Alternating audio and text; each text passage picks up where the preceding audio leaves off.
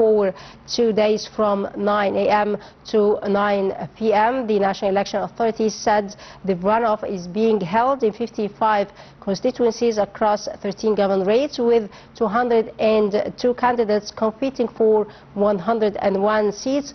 40 candidates won their seats outright in the first round, while results in 18 constituencies were also decided at that stage. The NEA said it had completed all administrative and logistical preparations for the runoff, including fully equipping polling stations nationwide to facilitate voting, and also to continue our coverage and to shed more light on this issue.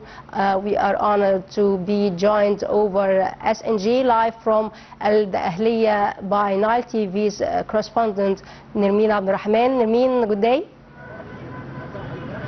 Hello, Basma. A very good afternoon to you, dear. Thank you so much, Nermen. Would you please tell us more about the voting process? You are in the Ahliya. Would you please tell us more about the second day today? Would you describe the scene? Yes, Basma, as you've rightly mentioned, I am in Al-Ahliya, in El Mansoura, the capital of the province. I always prefer to start with statistics and numbers, just to remind our viewers with the province I am in. I'm in Al-Ahliya. Al-Ahliya is one of the biggest governorates all over Egypt. We do have more than 4.7 million eligible voters. We do have 10 electoral districts, and we do have 42 candidates in this marathon of the runoff of the House of the Representatives elections 2025. 42 candidates are competing for or on 21 seats. Yesterday it was the first day, as we all know, and there were very few delays in opening the polling centers due to bad weather. Yesterday it was very much rainy, and about 95% of the polling centers opened their doors on time, and only 5% had from 10 to 15 minutes delay. But today the case, thank God, was different. The weather is sunny, as you see, and all the polling centers opened on time under full judicial supervision. The voting process is going on smoothly without any obstacles on the way, and the operation center, or the operation room, which was held in the headquarters of the governorate here in Egypt, here in Al-Ahliya, I beg your pardon, is continuing to receive all complaints or all the irregularities, if there are any, to interfere on the spot. And these were some of the directives of Major General Tariq Marzouk, the governor of Al-Ahliya, who also instructed the heads of the cities and towns and villages affiliated to Al-Ahliya governorate to interfere on the spot if there is anything which can be considered as an obstacle on the way or to harm the voting process. But until the moment, nothing happened to be included under this umbrella. Also, the judges and the employees, the volunteers, they are all very well trained to make the voting process a story of success, and that fast does not take more than 2 or 3 minutes. And if there is anything or any of the employees or even the judges who need to be to just take a break or feeling anything, there are all the time substitutes and other judges who can shoulder their responsibility on the spot. In an hour and a half from now, or less than that, we are going to take our break from 3 to 4 p.m. Basma, and we are expecting that the turnout is going to be moderate or even high after the 1 hour break, because, as you know, it's a working day. Basma. Yes, Nermen, different women are part and parcel of the society. They have been always playing a great and significant role in the society during critical times. How about, or what about, the participation of women in Al-Ahliya governorate?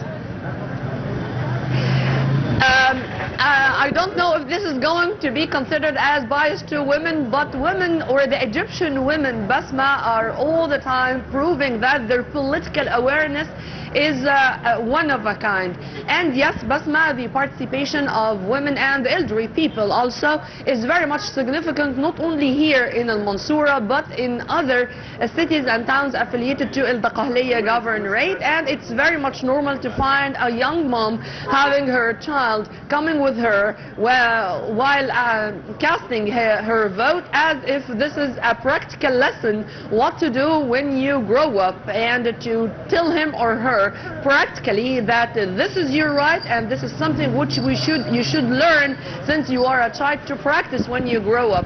And when it comes to political awareness, Basma, it's among all societal categories, if I may call it this way. I mean, here you can find very simple categories, simple men or women, and knowing well that their votes count, and that practicing this right and voting in the elections is a right and a duty in the same time to form the parliamentary life, and to have a hand and to support those who are going to represent them in the coming House of the Representatives, for the best interest not only of them but also of the coming generations. Basma.